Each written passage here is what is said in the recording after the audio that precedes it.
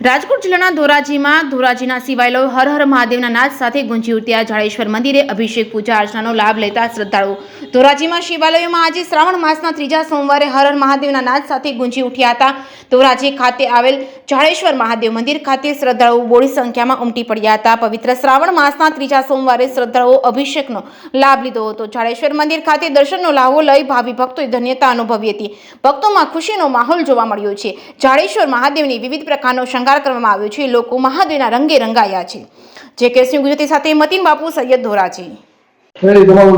મારું નામ દીપકભાઈ ઠાકર।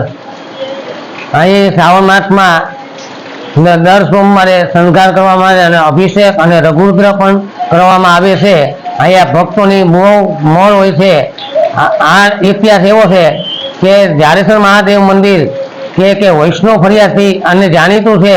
એની અંદર વેગર કુટુંબના રહેતા એવા ગેલા બાપા નામના વેગરને શ્રી જાડેશ્વર ભોળાનાથની લિંગના સપનામાં દર્શન થયા અને ભાદાચાર્યના કુવામાંથી લઈ આવ્યા, એટલે આ મંદિરનું નામ જાડેશ્વર મહાદેવ રાખવામાં આવેલ છે।